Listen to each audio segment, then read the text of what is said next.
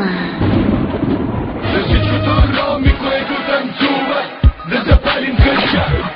Сега, вижте какво. Нищо. До сега явно слушахте тези стъпанари, Дичи и Дамян и Денемит.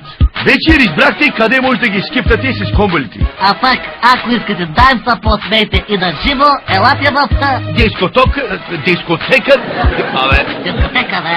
Така, дискотека, тралала. А така, в град Варна? Ще има и в Пловдив, бе, брат ми. Браво, бе. Ай, тралалак се казва, беше забавление за... млади и... Стари,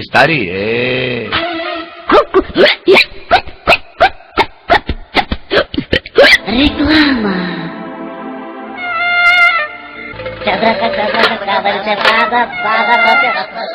Тате, аре да скъсне приказка, Айде, Сус, ще ви разказвам приказки. Седнете всичките деца на стола да ми гледате право в окото. Започвам. Добре, ще ви разкажа историята за Ромео и Жулиета, които са били от квартал факултета. Тази приказка е стара колкото на майка ви.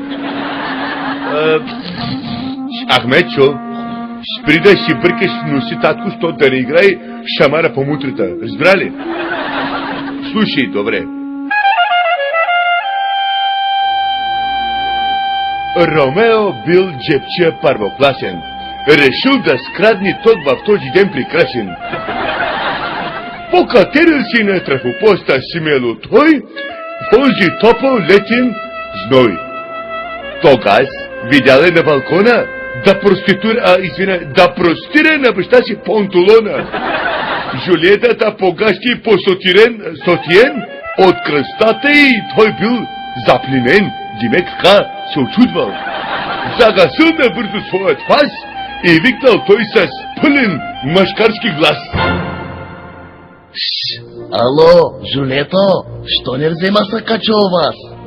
Ах, стига, бе, Ромео, аз не съм те клас. Кът не си та клас, вземи си наметни една пижама. Аз да не съм случайно от стомана.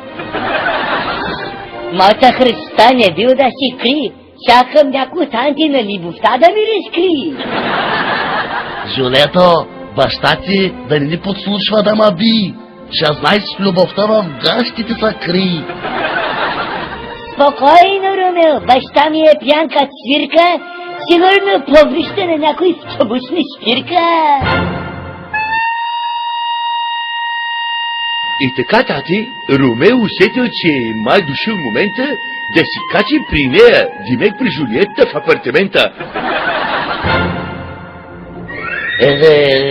Арима, Жулието, пусни ма на балкона. Не издържам вече, ще ми се спраска панталона.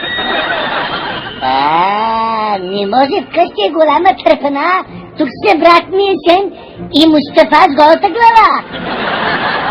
Обаче, ако искаш до вечера мини, ще пусти едно въже от балкона, като чеп да виси. Окей, хараби. Ще намина конкретно към 12. Ако да питат нещо, 30. И тъй деца Ромео краката си измил с сапун, даже белите чорапи си обул. Сложил новата коприна си ризи, нали щял на среща да излиза. 12 закачил в Жулиетената гарсонера и в тъмното дочул глас от килера. Ромео, ти ли си? Пристигай бързи, че майка на кухнята картофи бързи.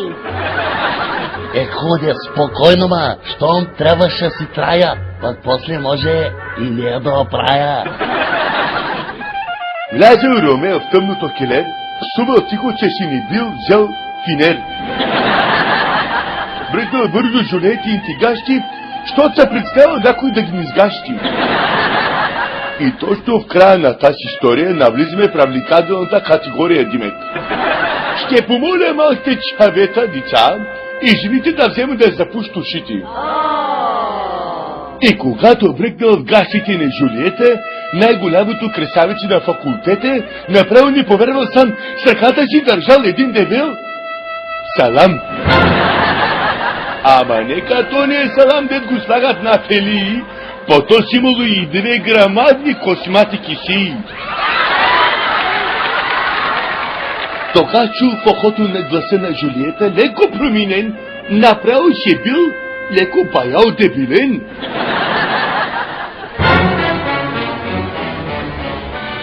Ромео, щом си влезал ти у нас, от този клев си излез, когато кажа лично и конкретно аз. Събуй си панталона, да ти ми стяга, че и баща ми и братите ми чакат, каза, че си голям съдур, косната и пътяга. Тогас Жулиета махнала си русата перука и дойди ред дичица за голямата паука. Каква ще бъде това? Сус! Ахмечо, много внимавайте с таквиска Жулиета, що накрая да се ни окажат те момчета. Майка ви, педравци, дай ба! Късте, бабе! Ахмечо, ей така, няма да говориш такива неща, татко. Сега татко ще ви спее една песен за настроение и конкретно удовлетворение.